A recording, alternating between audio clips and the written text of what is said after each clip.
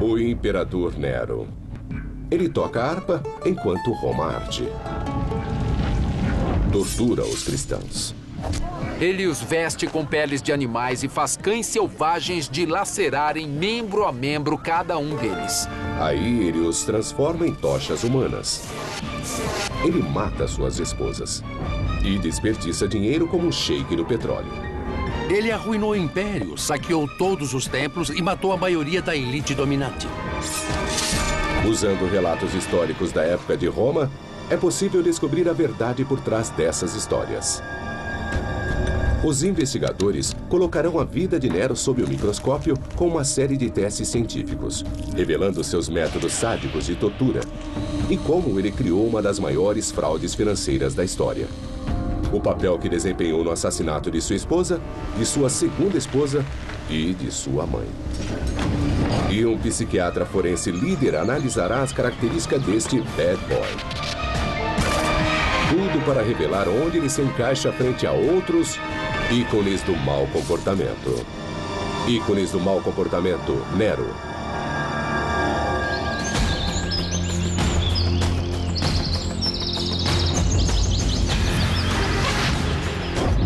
O imperador Nero dominou Roma por apenas 13 anos. Nesse tempo, ele esculpe para si o título de um dos tiranos mais notórios da história. Na metade do seu reinado, a simples visão dele fazia os romanos estremecerem de pavor.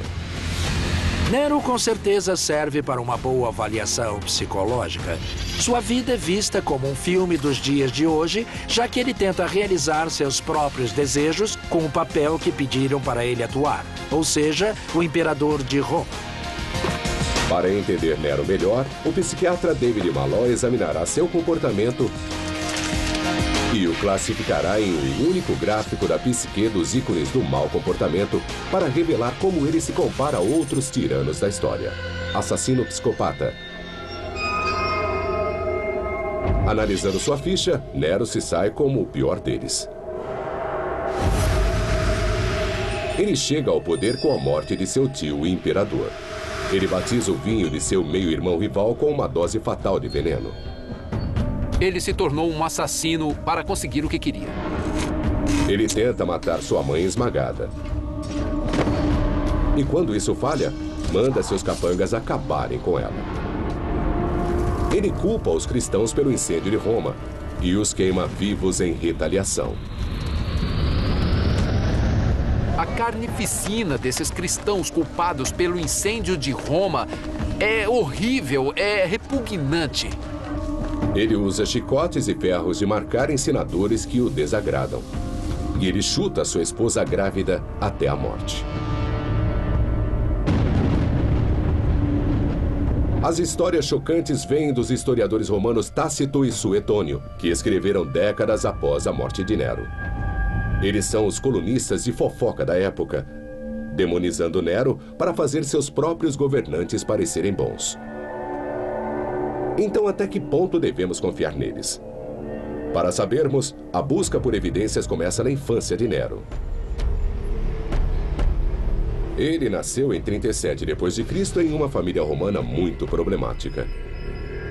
Seu pai morre quando Nero tem só 3 anos e, por um tempo, seu modelo masculino é seu tio Calígula, que não era o tipo de cara para se brincar por aí. Nero não encontra conforto no seio de sua mãe Agripina, a irmã mais nova de Calígula. Ela não é apegada aos valores familiares. Agripina. Agripina é muito transtornada. Ela foi violentada e expulsa por seu irmão Calígula. Ela cresceu acreditando que assassinato e incesto são normais, e ela estava bem preparada para usá-los para conseguir o que queria. Agripina queria chegar ao centro do poder em Roma. E ela planejou utilizar o jovem Nero para isso. Essa é a estrada para Roma, mas também é a rota de Agripina ao poder. Porque as mulheres na Roma antiga não eram legalmente autorizadas a exercer o poder, era a tarefa de homens. Mas Nero podia. E com Nero em Roma, Agripina podia ter o controle. Primeiro passo, aproximar-se do poder.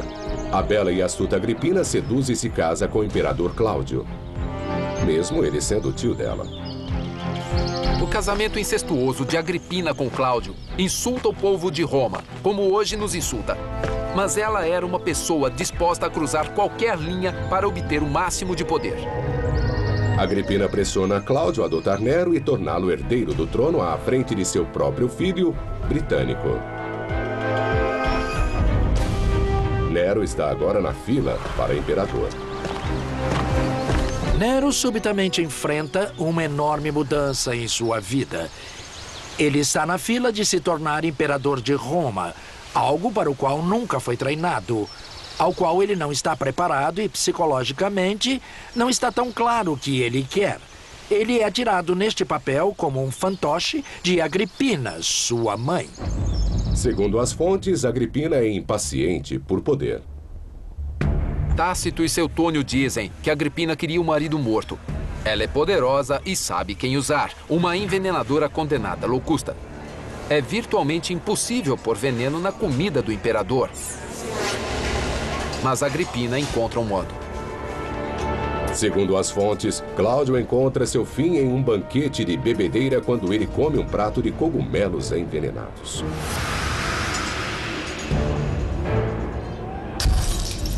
Com Cláudio fora do caminho, Nero é coroado imperador. Isso o tornaria o homem mais poderoso do mundo. Mas, segundo as fontes, o poder real está nas mãos manipuladoras de Agripina. Seria isso só um ataque à irmã de Calígula? Ou há alguma verdade nisso? Moedas datando do início do reinado de Nero contêm pistas cruciais. Nero. Essa moeda é incomum porque mostra o busto de Nero e sua mãe Agripina do mesmo lado. É muito incomum ver mãe e filho juntos. E é um indício do poder de Agripina e diz claramente que havia algo muito especial na relação entre mãe e filho. Quão especial? Eles são, de fato, governantes parceiros. Mas logo, há uma briga entre mãe e filho e é sobre, o que mais? Uma mulher.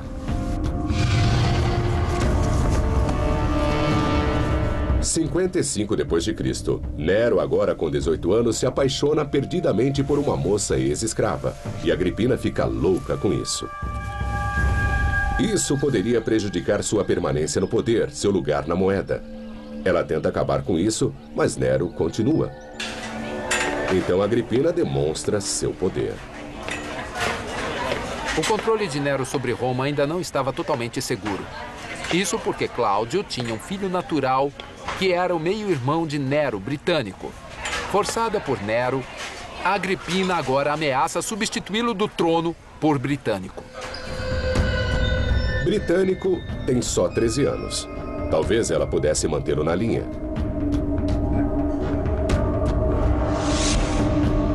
Mas antes que ela possa desertar Nero e transferir a sua lealdade, o jovem britânico vira um copo de vinho. Passa mal, com convulsões violentas, e morre espumando pela boca. Tudo parece meio suspeito. Nero afirma rápido que pode ter sido um ataque epilético. Afinal, epilepsia era comum na família. O tio Calígula sempre tinha ataques. Mas Suetônio não concorda. Ele acusa Nero de homicídio. Nero poderia envenenar Britânico e sair ileso? Cuidado, produtos químicos perigosos. É uma pergunta para um toxicologista.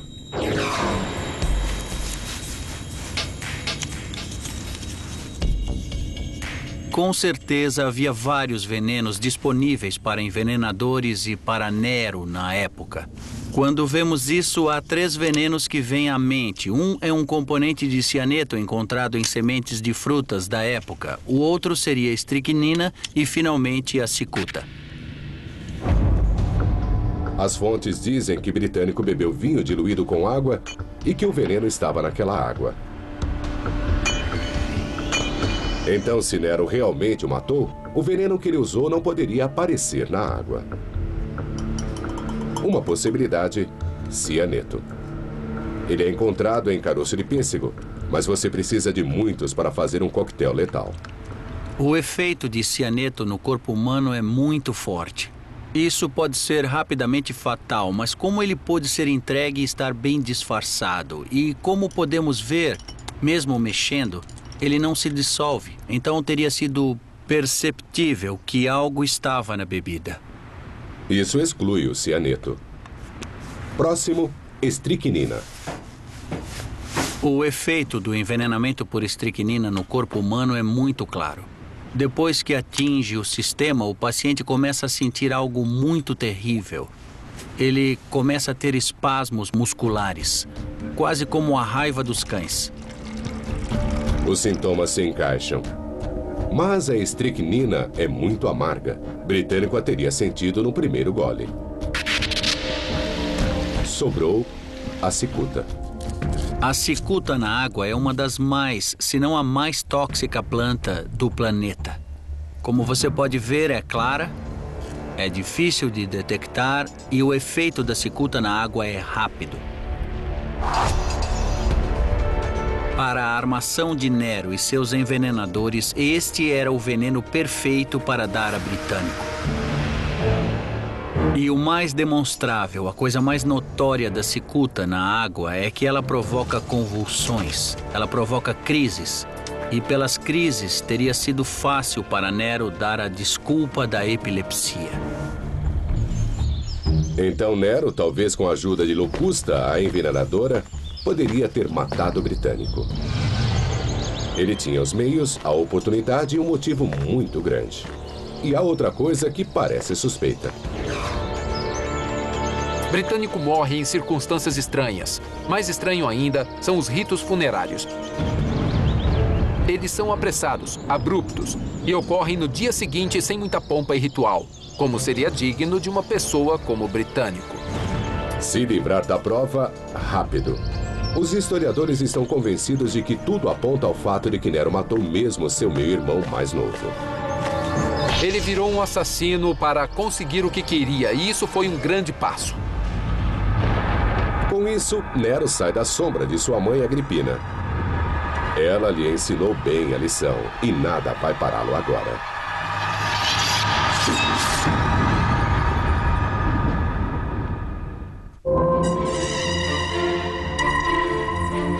Em 59 d.C., 5 anos de seu governo, e o imperador Nero, com 25 anos, toma uma decisão importante até mesmo para ele.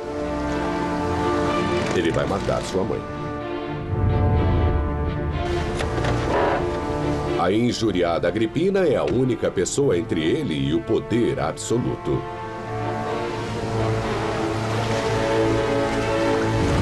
Ele não pode simplesmente matá-la a sangue frio.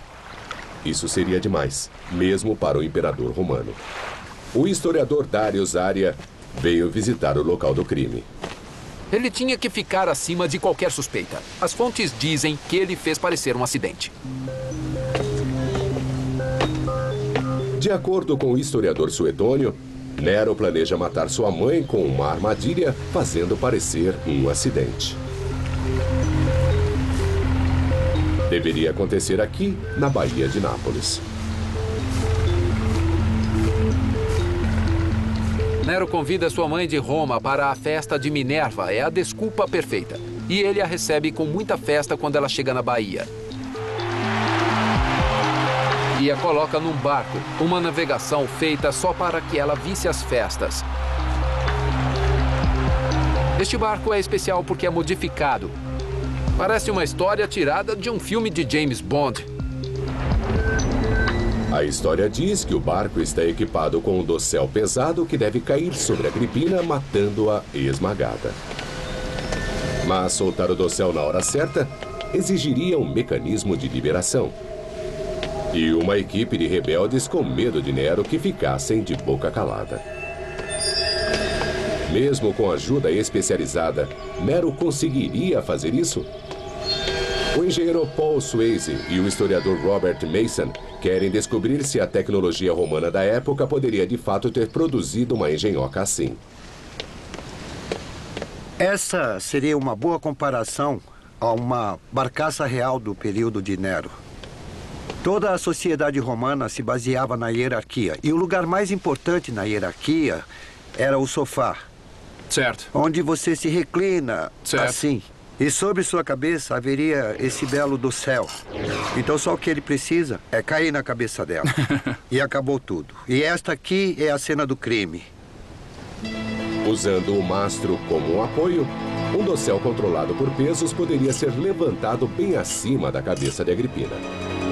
O único problema seria como soltar o peso. Os romanos trabalham bem com metal. Eram famosos por criarem sistemas de liberação como esse. Aqui está o meu peso pendurado no gancho. Aqui está o meu ponto de contato, conectado a um laço passando pelo nariz. Esse arco levemente negativo segura o nosso laço em posição e é controlado do alto. Uma criança poderia soltar milhares de quilos assim. O que você desenhou é uma forma muito usada pelos romanos para soltar uma catapulta. Ah, certo. Então... Excelente. Então vamos nessa. Vamos lá.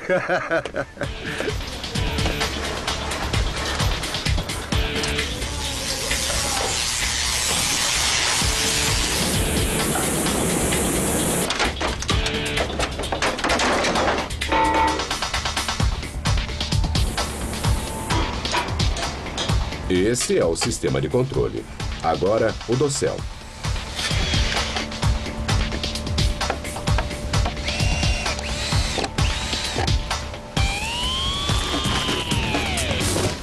Bom, tá aqui a nossa polia.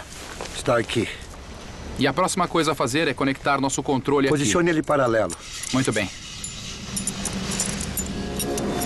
Vamos dar mais peso, prepará-lo e colocá-lo no lugar com calma. Acho que vai funcionar. Os historiadores dizem que Agripina está no sofá romano embaixo do dossel com a armadilha. Então temos um sofá imperial e uma dama imperial para descansar nele. Vamos ver o que podemos fazer com a pobre Agripina. Os sacos de areia simulam os pesos de chumbo usados pelos cúmplices de Nero. Os romanos usavam um elaborado sistema de rodanas que permitia a um homem erguer cargas pesadas.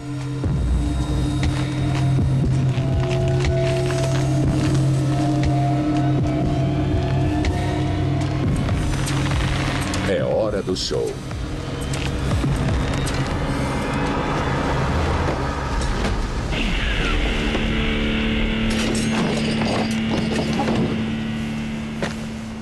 Os historiadores dizem que Agripina sobreviveu apenas com uma lesão no ombro, confirmado por esta demonstração. Esse é o dano que isso teria causado a ela. Os braços do sofá teriam impedido que ela se ferisse mais.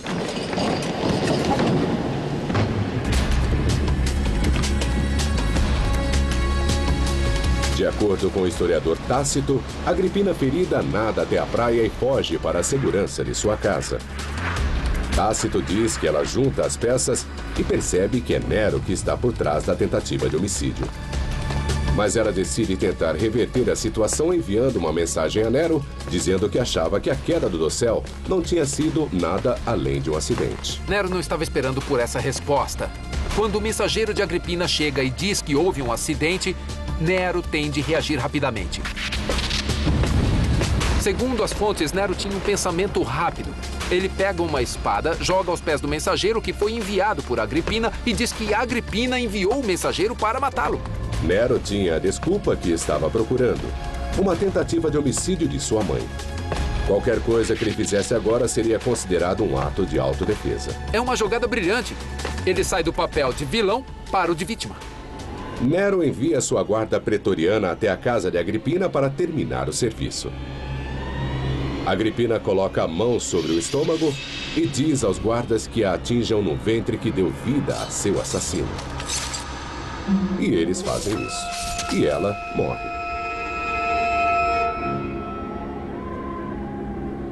Naquela noite, ele é atormentado por pesadelos. Quando acorda, Nero anuncia: hoje é o primeiro dia do meu estado. finalmente ganha o poder. Ele aprendeu com a melhor, sua mãe. Os romanos começam a desconfiar de tudo e de todos. Se Nero teve coragem de matar sua mãe, qualquer um poderia ser o próximo. Senadores nervosos enviam mensagens extravagantes de agradecimento e parabéns.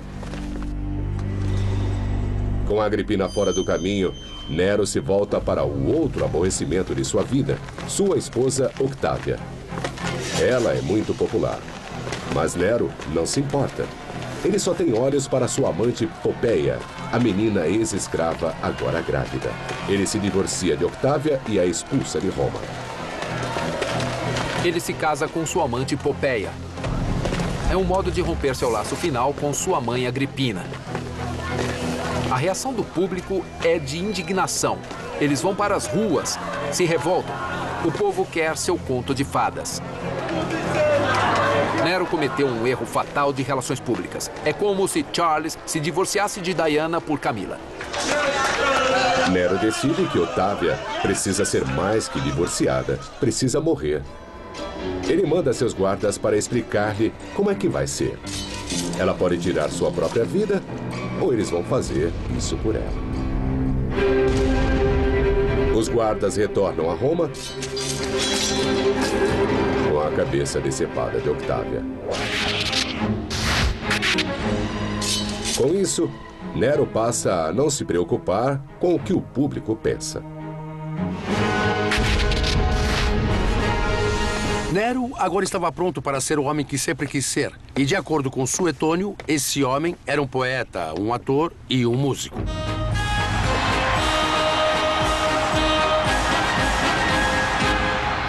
Não parece tão ruim para nós hoje, mas em termos de Roma Antiga é um ultraje.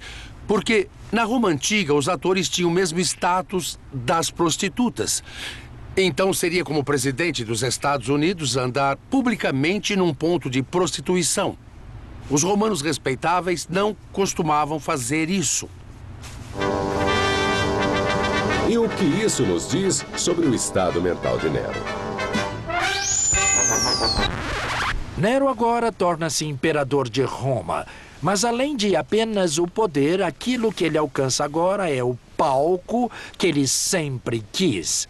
Ele agora tem a base para poder realizar o seu sonho de todas as pessoas o amarem. Ele agora é literalmente o centro de atenção do mundo. O desejo de Nero por atenção vai além do controle.